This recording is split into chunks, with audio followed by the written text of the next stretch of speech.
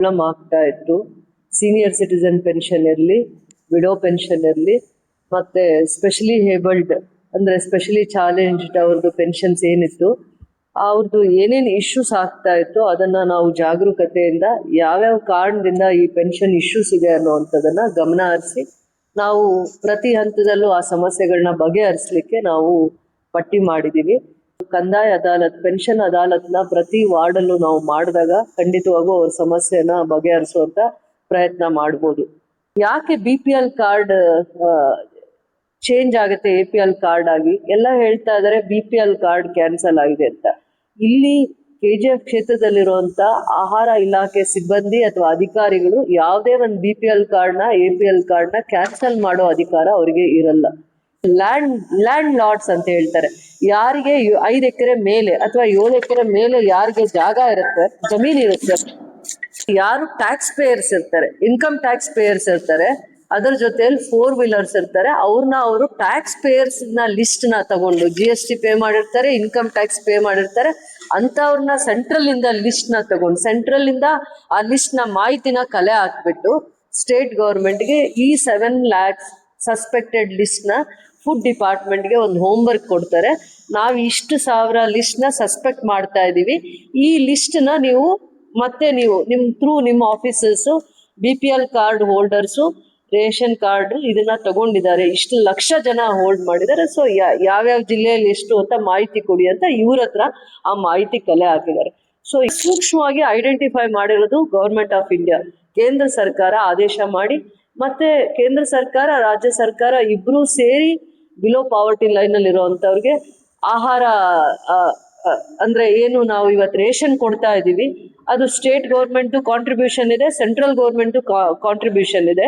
ಇವೆರಡು contribution misuse ಆಗ್ಬಾರ್ದು ಅಂತ ಅಂದ್ಬಿಟ್ಟು ಕೇಂದ್ರ ಸರ್ಕಾರದ ಒಂದು ನಿರ್ಧಾರ ಆಗಿರುತ್ತೆ. ಅದು ಬಿಲೋ ಪಾವರ್ಟಿ ಲೈನ್ ಅಲ್ಲಿ ಇರುವಂತವ್ರಿಗೆ ಈ ಯೋಜನೆಗಳು ಮುಟ್ಟಬೇಕು ಅಂತ ಅಂದ್ಬಿಟ್ಟು ಹಂಗೆ government of India circular suspected beneficiaries list ನ ಕಳ್ಸಿರ್ತಾರೆ. ಸಸ್ಪೆಕ್ಟೆಡ್ ಬೆನಿಫಿಷರಿ ಲಿಸ್ಟ್ ಅಲ್ಲಿ ಬರುವಂತ BPL ಕಾರ್ಡ್ಸ್ ನ ಇವರು ಸಪರೇಟ್ ಮಾಡ್ತಾರೆ. ಸಸ್ಪೆಕ್ಟೆಡ್ ಬೆನಿಫಿಷರಿ ಲಿಸ್ಟ್ ಅಲ್ಲಿ ಬರುವಂತ BPL ಕಾರ್ಡ್ ನ ಸಪರೇಟ್ ಮಾಡಿದಾಗ ಅವ್ರ ಸ್ಯಾಲರೀಸ್ ತಗೋತಾ ಇದ್ರ, ಅವ್ರ ಇನ್ಕಮ್ ಜಾಸ್ತಿ ಇತ್ತ, ಅವ್ರ ಟ್ಯಾಕ್ಸ್ ಪೇಯರ್ಸ್ ಇದಾರ, ಇವೆಲ್ಲ ಪ್ಯಾರಾಮೀಟರ್ಸ್ ನ ಫಾಲೋ ಮಾಡಿ ಅವ್ರದ್ದು ಕ್ಯಾನ್ಸಲ್ ಮಾಡ್ತಾರೆ. ಯಾರು ಬಿಲೋ ಪಾವರ್ಟಿ ಲೈನ್ ಅವ್ರ ಇನ್ಕಮ್ ಕಡಿಮೆ ಇರುವಂತವ್ರು ಯಾವತ್ತು ಕಾರ್ಡ್ ನ ಕ್ಯಾನ್ಸಲ್ ಮಾಡಕ್ಕೆ ನಮ್ಮ ಸ್ಟೇಟ್ ಗೌರ್ಮೆಂಟ್ ಅಧಿಕಾರಿಗಳಿಗೆ ಅಧಿಕಾರ ಇಲ್ಲ. ಆ ಆದೇಶ ಇಲ್ಲಿದೆ.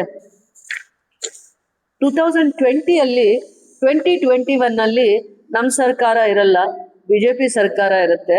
ಅವತ್ತಿಗೆ ಇನ್ಕಮ್ 12,000 17,000 ಇರುತ್ತೆ. ಅವತ್ತಿಗೆ ಇನ್ಕಮ್ ಏನಿರುತ್ತೆ ಅಂದ್ರೆ ಅವತ್ತು ನಮ್ಮ ಸರ್ಕಾರ ಇರಲ್ಲ.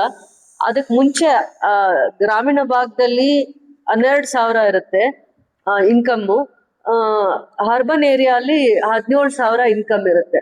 ಅದನ್ನ ಇವರು 2020-21 ಅಲ್ಲಿ ಒಂದು ಆದೇಶ ಮಾಡ್ತಾರೆ.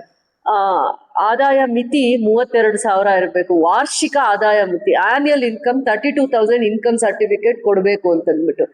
BPL ಕಾರ್ಡ್ದು ಕೇಂದ್ರ ಸರ್ಕಾರ ಸಸ್ಪೆಕ್ಟೆಡ್ ಲಿಸ್ಟ್ ಕಳಿಸಿದ್ಮೇಲೆ ಈ ಆದೇಶ ನೀವು ಫಾಲೋ ಮಾಡಿಲ್ಲ, ನಾವು ಇನ್ಕಮ್ ಸರ್ಟಿಫಿಕೇಟ್ಗೆ ಏನ್ ಆದೇಶ ಮಾಡಿದೀವಿ ಈ ಸರ್ಕ್ಯುಲರ್ಗೆ ಹೋಗಿ, 2021 ಸರ್ಕ್ಯುಲರ್ಗೆ ನಾವ್ ಏನ್ ಆದೇಶ ಮಾಡಿದೀವಿ ಅದಕ್ಕೆ ಹೋಗಿ.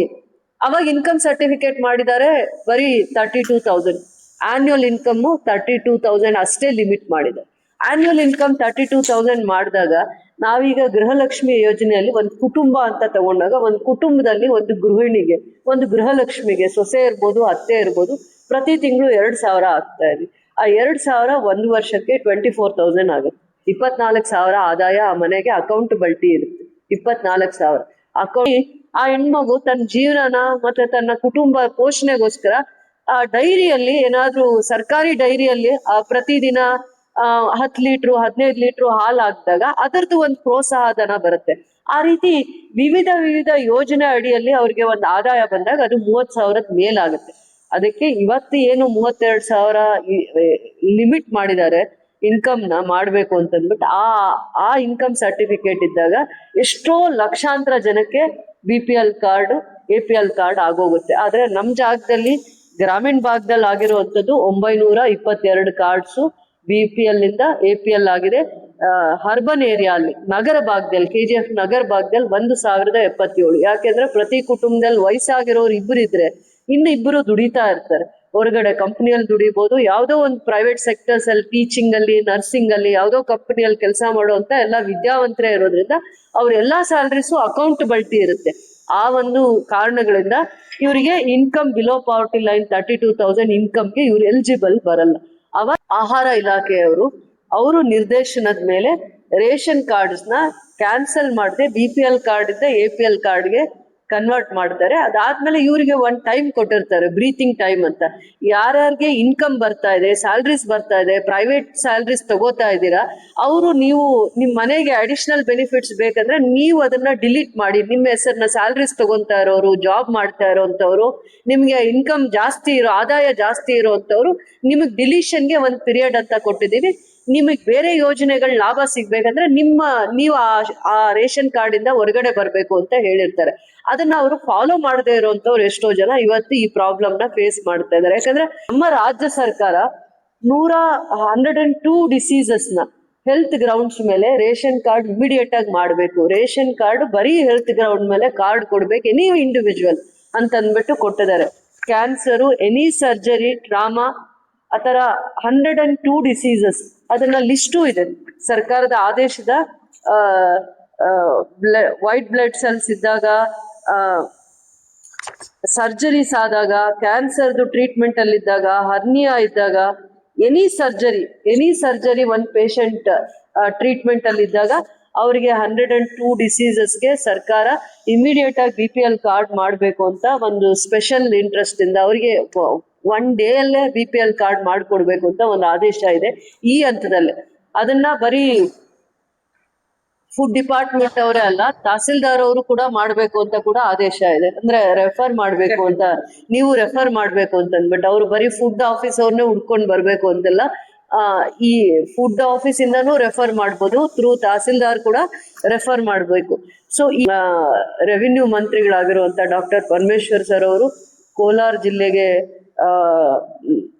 ಏನು ಇದರಿಂದ ಬರ ನಿರ್ವಹಣೆ ವಿಚಾರವಾಗಿ ಕುಂದುಕೊರತೆಗಳ ಸಭೆಗೆ ಬಂದಿದ್ದಾರೆ. ಬರ ನಿರ್ವಹಣೆ ಬಗ್ಗೆ ಮಾಹಿತಿ ತಗೊಳ್ಳೋದಕ್ಕೋಸ್ಕರ ಬಂದಿದ್ದಾರೆ. ಆ ಸಂದರ್ಭದಲ್ಲಿ ನಾವು ನಮ್ಮ ಕ್ಷೇತ್ರದಲ್ಲಿ ಏನ್ ಸಮಸ್ಯೆ ಆಗಿದೆ, ಮತ್ತೆ ಇಡೀ ಜಿಲ್ಲೆಯಲ್ಲಿ ಏನ್ ಸಮಸ್ಯೆ ಆಗಿದೆ, ಎಷ್ಟು ಪೆನ್ಷನರ್ಸ್ದು ಸಮಸ್ಯೆ ಆಗಿದೆ, ಇಂಥವೆಲ್ಲ ವಿಚಾರನು ಸಂಕ್ಷಿಪ್ತವಾಗಿ ಚರ್ಚೆನೂ ಮಾಡ್ತೀವಿ.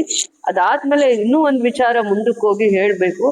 ಇದು ಯಾವುದೇ ಒಂದು ಯೋಜನೆ, ಸರ್ಕಾರದ ಯೋಜನೆ ಎಷ್ಟು ಭದ್ರತೆಯಿಂದ ಮಾಡಿದ್ದಾರೆ ಅಂತಂದ್ರೆ ಅದು ಕಾರ್ಮಿಕರ ಸೇವೆಗೆ ಹೋಗಿ ಮುಟ್ಟುತ್ತೆ. ಕಾರ್ಮಿಕರಿದ್ರೆ, ಬಡವರಿದ್ರೆ, ಮತ್ತೆ ಆ ಫಲಾನುಭವಿಗಳಿಗೆ ನೇರವಾಗಿ ಮುಟ್ಟೋ ಅಂತ ಒಂದು ಯೋಜನೆನ ಪಾರದರ್ಶಕವಾಗಿ ಮಾಡೋ ಅಂತದ್ರಲ್ಲಿ ನಮ್ಮ ಸರ್ಕಾರ ಯಶಸ್ವಿ ಆಗಿದೆ.